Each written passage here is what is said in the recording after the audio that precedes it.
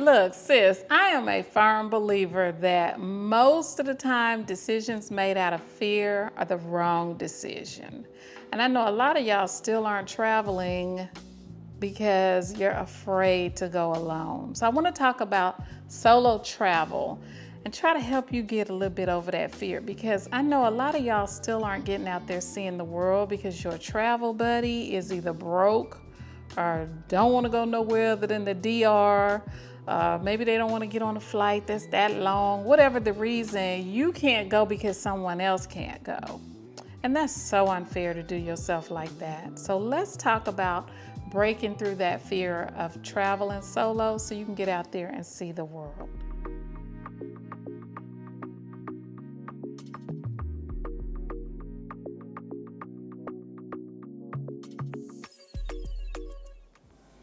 All right, well, divas, I do not want you missing out. I want you getting out there, seeing the world. So let's talk about it. I remember going on a trip to Arizona by myself, and it was just a couple of days, and I had a great time. And that's when I realized solo travel is a good thing, because you don't have to figure out what does the other person want to eat, where do they want to eat, what do they want to do, what time are we leaving, what am I wearing, what are you wearing, all that crap. All that goes out the window. You get so much peace when you can make all those decisions just for yourself without considering someone else. You want to spend the whole day shopping? Go for it. I know I enjoy doing that in France. You want to lounge by the pool with a good book, or sleep in, or skip breakfast, or whatever, it's up to you. Solo travel is a chance to really connect with yourself also. I mean, there's something about being in a new place, away from your usual environment, that helps you to tune into yourself in a way that you may not have done before. Now, how do you prepare for your solo adventure? First things first, do your research. Get to know the destination, the culture, the way that people dress. Get to know the things that can be offensive. You don't want to be ignorant. You want to inform yourself, educate yourself. So get to know all those things before you get on your flight. That's going to take away a lot of potential problems for you. Get to know the destination and get familiar with any safety tips in the area. I always meet my tour guide at the airport, and honestly, it gives me a peace of mind that I need.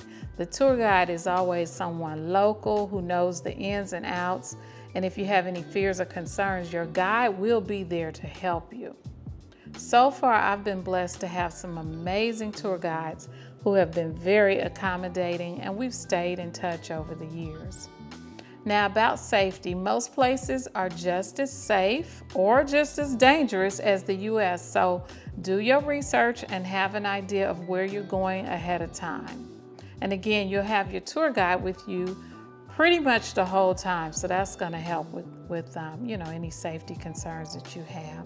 But you're going to use the same precautions that you would at home, and you're going to stay aware of your surroundings, trust your instincts, and know that if something doesn't feel right, you need to listen to your instinct. Now, let me give you a little inside pro tip. Europe is kind of big on pickpocketing, especially Greece. And I'm saying especially Greece because I know two people who have been pickpocketed in Greece. So that's one that you really want to look out for. I always hear about Paris. I've never heard anybody that I know get pickpocketed in Paris, but that's another one. So Europe in general, be careful, be extra precautious about pickpocketing. Now, while we're on the topic of staying safe, let's talk about blending in. Let's talk about what you're going to wear in these places.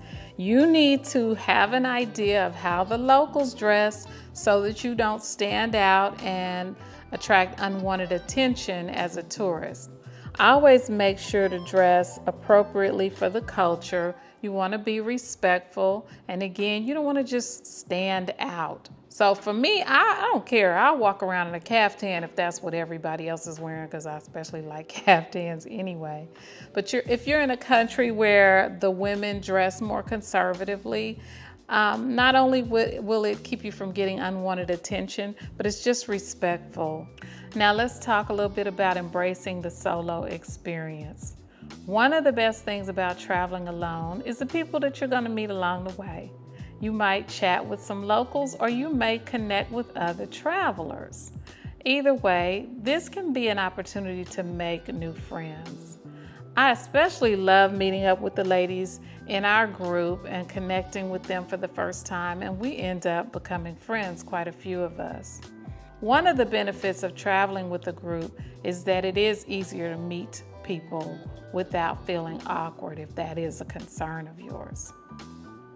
But don't forget, it's always important to enjoy your own company. So take yourself out to dinner, enjoy a spa day, wander around the beach, explore the city. You'll be surprised at how empowering it'll feel to just do some of these things on your own.